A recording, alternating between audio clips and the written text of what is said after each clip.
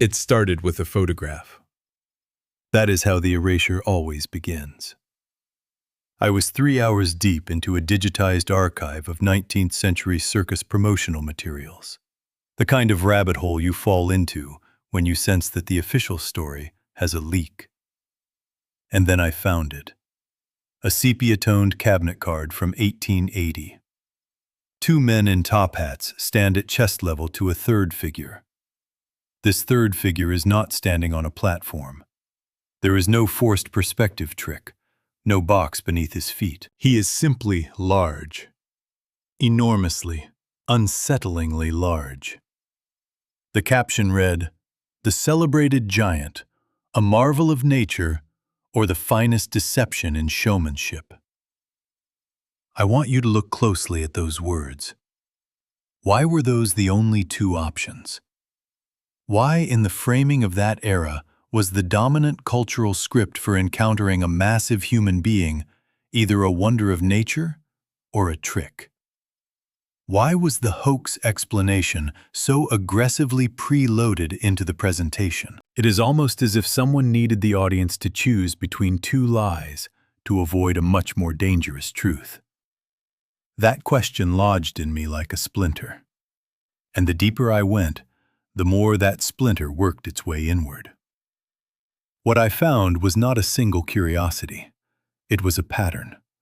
A repeating, cross-continental, suspiciously well-coordinated pattern that once you see, you genuinely cannot unsee. We are told, and we largely accept without scrutiny, that the 19th century circus was a celebration of the exotic.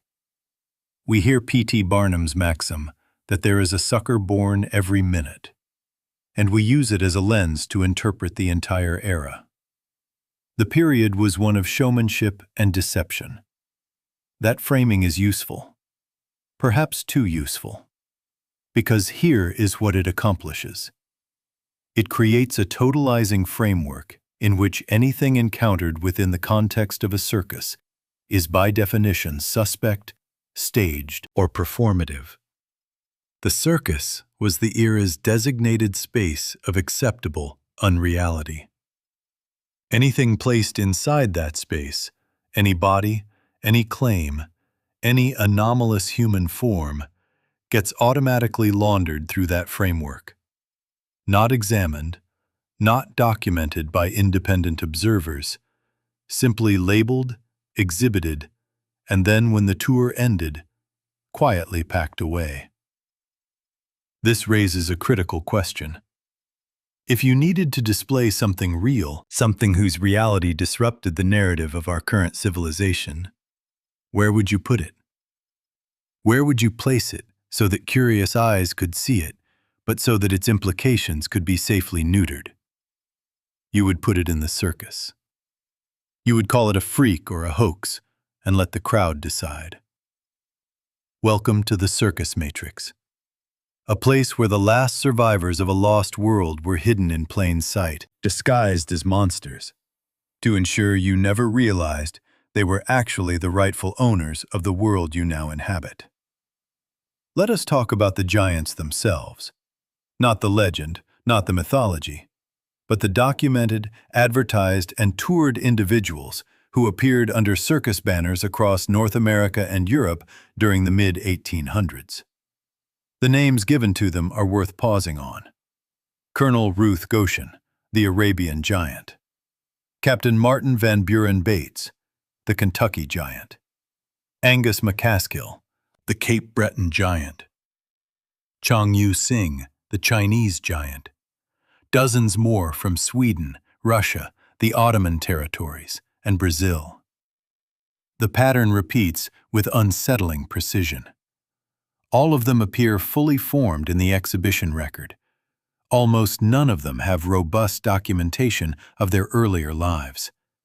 They have orphaned histories, vague origins, geographic attributions that shift between promotional materials.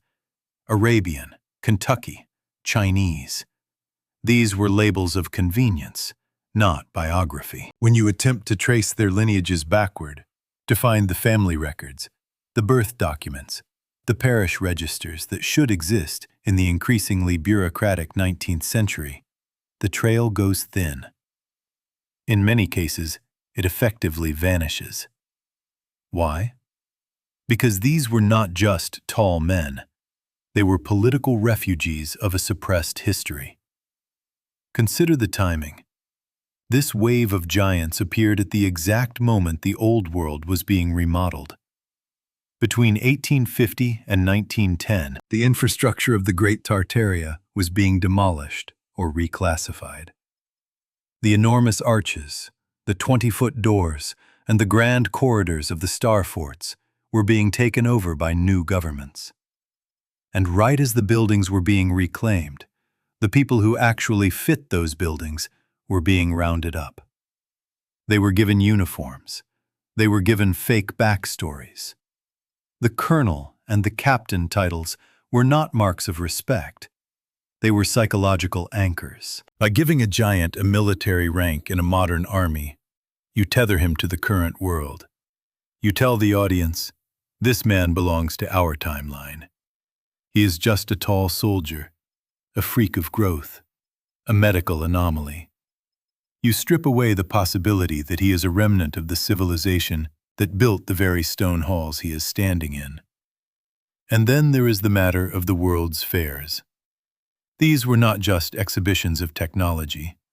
They were the funeral rites of the old world. In Chicago, in St. Louis, in Paris, the most magnificent Tartarian architecture was put on display, only to be burned or bulldozed months later. And who was there? The giants. They were brought to these fairs as part of the Midway Plaisance. They were staged in front of buildings they were clearly designed to inhabit, yet the audience was taught to laugh at them. Think about the cruelty of that strategy. If you want to hide a king, you don't put him in a dungeon. You put him in a jester's costume and stand him in front of his own palace. The crowd will be so busy mocking the costume that they will never notice how perfectly the man fits the palace doors. This was the Barnum method. It was the ultimate psychological operation. By turning the giants into freaks, the architects of the new world ensured that no one would ever view them as a threat or as the true heirs to the pre-cataclysmic world. But nature is harder to suppress than paper. Despite the uniforms and the stage names, the physical reality of these individuals remained. And that is when the Circus Matrix turned into something much more clinical, something much more permanent. The transition from the circus ring to the laboratory was not an evolution of care. It was a transfer of custody. As the 19th century closed and the 20th began, the anomalous body was moved from the public gaze to the professional gaze. This is the darkest chapter of the erasure. When these individuals died, they were not returned to the earth. They were retained. Their bodies became the property of the institutions that were busy rewriting our history books. Take the case of Edouard Beaupré, the willow bunch giant.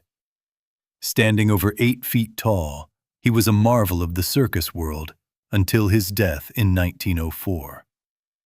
For over 80 years, his body was not buried. It was kept as a specimen in a glass case at the University of Montreal. His family begged for his return, but the institution refused. Why? What secrets were hidden in his marrow? What did they find in his DNA that made his physical form too valuable to let go? This was not an isolated incident. The skeletal remains of the giants who toured the world frequently vanished into the back rooms of national museums. In the United States, thousands of reports from the 1800s describe the excavation of massive skeletons from burial mounds. These reports were not from conspiracy blogs. They were from the New York Times and the Scientific American. But as soon as these bones were handed over to organizations like the Smithsonian, they entered a black hole. They were never seen again. The official explanation is always the same: acromegaly, pituitary gigantism, or simple hoaxing. We are told these were diseased bodies, malfunctions of biology. But this explanation collapses when you look at the architecture they left behind. Go to any historic city and look at the original post offices, the courthouses, the state capitals. Look at the height of the steps. Look at the distance between the floor and the door handle. These buildings were not built for us. They were built for the freaks. The circus was a managed disclosure.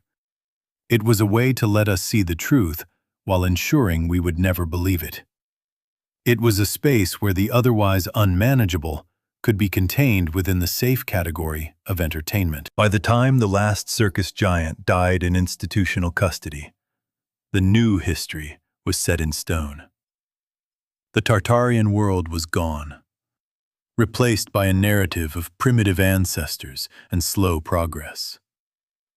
But the silence that surrounds these giants is a shaped silence.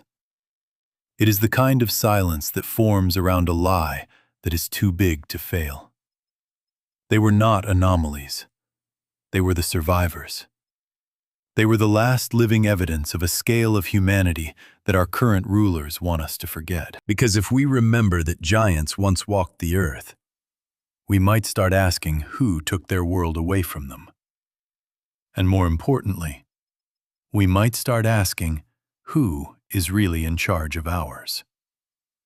The next time you stand before a massive stone archway in an old city, don't just admire the aesthetic choice. Look at the scale. Imagine the person it was designed for. And remember that the man you were taught to laugh at in the sepia-toned photograph might have been the only one who truly belonged there.